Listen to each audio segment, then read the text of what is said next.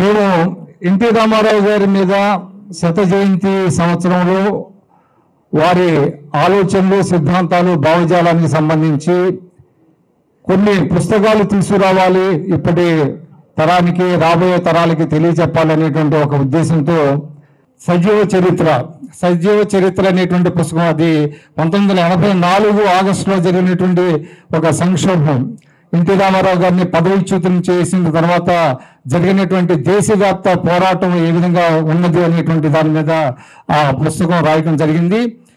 సజీవ చరిత్ర 1984 ప్రజాస్వామ్య ఉద్యమం. మొన్న విజయవాడలో హార్డ్ కాపీని, పుస్తక ప్రతిని శ్రీ నారా చంద్రబాబు నాయుడు గారు, పెద్దలు వెంకయ్య నాయుడు గారి చేత బెజవాడలో ఇనాగరేట్ చేశాం. తర్వాత మిత్రులు చెప్పారు నాకు, ఏమంటే పుస్తకాలు చదివే కాలం తగ్గింది కదండి, వింటున్నారు ఈ మధ్య, దీనికి ఆడియో రూపం ఇస్తే బాగుంటుందని చెప్పారు. వెంటనే దానికి అశోక్ కుమార్ గారు, మా సినీ ప్రొడ్యూసర్ అశోక్ కుమార్ గారు, వారి సోదరులు సంతోష్ కుమార్ గారు ఇద్దరు వచ్చి ముందుకు రండి, ముగ్గురు వచ్చి గాయత్రి గారు, సంతోష్ కుమార్ గారు వైఫ్, ఈ మేడం వాయిస్ చెప్తా ఉంటారు, మేము ఆ ప్రయత్నం చేస్తామని వచ్చారు. గుడ్ ఐడియా, వెంటనే అమలు చేద్దామని 1 నెల క్రితం మొదలుపెట్టాం, చేశాం. ఇప్పుడు ఆ ఆడియో ప్రతిని ఈరోజు రిలీజ్ చేస్తున్నాం. ఏ గవర్నమెంట్ అయినా రాని ₹2 కిలో బియ్యం ఉండాల్సిందే. ఎవడు కూడా తీసేయలేని స్కీములు పెట్టిన మునగాడు కూడా మహనీయుడు ఎన్టీ రామారావు గారు. అది చూడాలి మనం. మిగతా అన్ని ముఖ్యం కాదు, పేదవాడికి అవసరమైంది చేశాడు ఆయన. అన్నా పెన్షన్ కూడా, పెన్షన్ కాన్సెప్టే ఆయనది. వీళ్ళు మేము 4,000 ఇస్తాము, 5,000 ఇస్తాము, 10,000 ఇస్తామని చెప్పినా ఎవరిది? ఇది ఎన్టీ రామారావు గారిది. ఆ స్కీమ్ను ముట్టుకునే ధైర్యం ఎవరికైనా ఉందా? తీసేది ధైర్యం ఎవరికి లేదు. పెన్షన్లు కూడా, జనతా వస్త్రాలు, పటేల్ పర్వాడు రద్దు చేస్తే తెలంగాణ అంతా పండుగలు చేసుకుందండి. తెలంగాణ అంతా పండుగలు చేసుకుంది. కాబట్టి తెలంగాణలో పండుగలు చేసుకునేటువంటి కార్యక్రమాలు ఇవన్నీ కూడా పండుగలు చేసుకున్నాయి. మహిళలకు ఆస్తిలో సమాన హక్కు ఎవడిచ్చాడు? ఎవడు ఇయ్యలే. అంబేద్కర్ ఓ టైంలో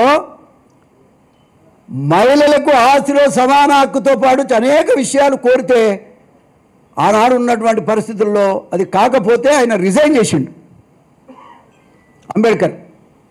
అది ఎన్టీ రామారావు గారు పెట్టింది వల్ల భారతదేశం అంతా కూడా అమలు జరిగేటువంటి పరిస్థితి వచ్చింది. ఇప్పుడు ఏ ఇంట్లో ఉన్నా పంచాయతీలు అవుతున్నాయి. ఏం పంచాయతీలు అంటే ఎన్టీ రామారావు గారు పెట్టిండు స్కీము. అది ఏమైంది? ఎప్పుడో 30 ఏళ్ళ కింద పెళ్లి చేసుకొని పోయినా కూడా బట్టలు సర్దుకొని ఇంటికి వస్తుంది మళ్ళా. ఎందుకమ్మా అంటే నా పాలు రావాలి కదా. పురంధేశ్వరి గారు మరి ఎంత తీసుకుపోయాడో ఏం సంగతో. ఆ ప్రభుత్వాలన్నింటినీ కూల్చేయగలడు. అటువంటి స్పీచెస్ ఆయన ఇచ్చేవాళ్ళు. ఆంధ్రజ్యోతి, ఆంధ్రపత్రిక, ఆంధ్రప్రభ అట్లాంటివి వచ్చాయి అప్పట్లో. ఈనాడు, ఐ థింక్ ఈనాడు అప్పటికి రాలేదు అనుకుంటా. అవన్నీ చూసి దాంట్లో ఆయన ఇచ్చే స్పీచెస్ చూసి మేము అక్కడ మాకు గూస్ బంప్స్ అంటారు, రోమాంచితం వాళ్ళు అయ్యాయి. మాలో ఒక పలకరింత వచ్చేది. అమ్మ ఏంటి ఈయన ఇంత బ్రహ్మాండంగా చెప్తున్నారని. మిథున్ పోల గారు ఈ పుస్తక రచయిత, మిథున్ పోల గారు. అలాగే ఈ పుస్తకానికి ఆడియో రూపంలో వారి కంఠం ఇచ్చిన శ్రీమతి గాయత్రి గారికి, మీ విక్రమ్ గారు, మీరు నాకు కొంత పర్మిషన్ 2 మాటలు చెప్పాలి పుస్తకంలో నుంచి. చెప్పచ్చు కదా?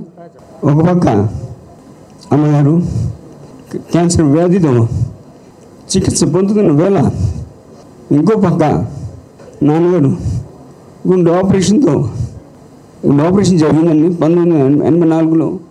నేను అప్పుడు అమెరికాలో ఉన్నాను. టెక్సస్ హ్యూస్టన్లో డెంటల్ కూలి గారు సర్జరీ చేశారు, ఓపెన్ హార్ట్ సర్జరీ చేశారండి. అప్పుడు డాక్టర్ గారు 3 నెలల పాటు మీరు రెస్ట్ తీసుకోవాలి, చాలా మేజర్ సర్జరీ అయింది, ఎటువంటి స్ట్రెస్ మీరు తీసుకోకూడదని చెప్పడం జరిగింది నాన్నగారిని. ఎందుకంటే ఆయన 1 కాదు 2 కాదండి, 3 కూడా కాదు, ఏకంగా 4 బైపాస్లు జరిగిందండి. మీరు చాలా జాగ్రత్తగా ఉండాలని చెప్పారు. మీకు తెలిసిన విషయం ఆయన చాలా మొండోడు, ఆయన జగముండి ఎన్టీఆర్ అదే ముందు ఆయన నడిపించింది. ఇంతటి అద్భుతమైనటువంటి ఘట్టం ఏదైతే ఉందో, అంటే ఒక రకంగా చరిత్రని ఒక మలుపు తిప్పినటువంటి ఘట్టం ఏదైతే ఉందో దాన్ని ఎవరూ కూడా మర్చిపోకుండా భవిష్యత్ తరాల వారికి అసలు సంకల్పం అంటే ఎలా ఉంటుంది, సంకల్ప బలం ఏ ఏ ఏ దిశగా మనని తీసుకువెళ్ళగలదు అనేటువంటి విషయాన్ని తెలియపరిచేటువంటి ఈ అద్భుతమైనటువంటి సంఘటనని భవిష్యత్ తరాల వారికి తెలియజేయాలంటే పఠనం మాధ్యమంగా బహుశా మనలాంటి వాళ్ళు రిటైర్ అయిపోయినటువంటి వాళ్ళు చదువుకుంటామేమో, కానీ భవిష్యత్ తరాల వారు ఎక్కడైతే వారు డిజిటల్ మాధ్యమానికి వారు అలవాటు పడుతున్నారో ఆ మాధ్యమంగా వారికి చరిత్ర తెలియజేయాలి అనేటువంటి సంకల్పం ఏదైతే ఉందో, నేను నిజంగా ఇవాళ వేదిక మీద నుండి జనార్దన్ గారిని, విక్రమ్ గారిని, వారి ఇరువురిని, వారికి సహకరించిన వారిని అందరికీ కూడా నా అభినందనలు నేను తెలియజేస్తున్నాను.